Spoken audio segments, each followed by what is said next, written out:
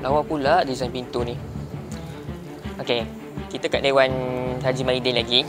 Last kita review benda ni, Bos Din dah review semua benda daripada interior ke eksterior. Kali ni kita nak review pintu Dewan saja. Itu pintu utama Dewan Datuk Haji Mahidin. Pintu depan ni kita ambil design inspirasikan daripada Kaabah Mekah, dan kita ubah sikit design dia berdasarkan cita rasa klien, iaitu Persatuan Silat Cekak Malaysia. Memang dekat sikit kita nak cerita pasal stainless steel frame yang kita letak kat pintu ni. Okey, yang ni kita pakai stainless steel jenis mirror warna silver lah senang cerita. Dan nampak kat atas tu yang gold tu, kita pun pakai stainless steel jenis mirror gold. Kaitan dengan stainless steel gold mirror, kita guna banyak juga lah elemen jenis gold mirror. Antaranya dekat bawah ni dan juga tepi-tepi ni, semua pakai stainless steel gold mirror. Nampak pintu ni besar, ukurannya adalah 2800 darab 2790 meter. Jadi tinggi saya yang 162 cm ni kira dah separuh pintu lah senang cerita.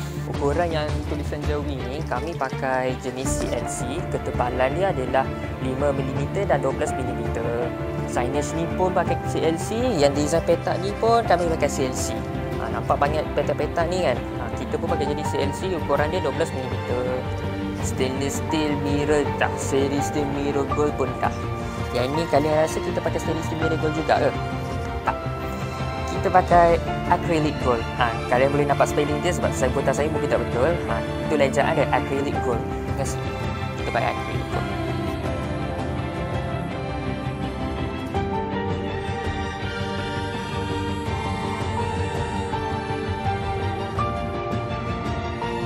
Sebelum ni Bos Din review logo pintu depan ni lain. Sekarang tahu-tahu dah tukar logo. Okey, kita bagi tahu sekali lagi ciri-ciri logo lama dan logo baru. Ciri-ciri dia ialah, untuk logo lama kita guna acrylic gold 5mm dan kita print menggunakan jenis ultraviolet print atau UV. Kita print logo Persatuan Silat Cekak Malaysia. Untuk logo baru kami dah tambah besi 3mm dan background logo ni kami gunakan warna coklat. Dan material CNC yang kami gunakan, thickness ni adalah 15mm dari segi color gold dengan metallic grey. Okey, itulah ciri-ciri pintu Dewan Datuk Haji Mahidin. Yang logo ni sebenarnya belum siap lagi, sikit lagi sayang, sebab kita nak tambah door handle pipe. Kalau tak, kalau kita main tolak macam ni je, rosak lah logo kan. Okey, lepas ni kita akan fokus dengan buat konten berkaitan dengan tu.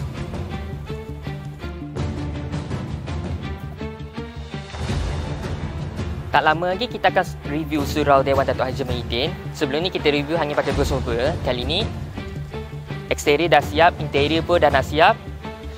Apa hal, jangan lupa like, follow and share kita main konten. Assalamualaikum.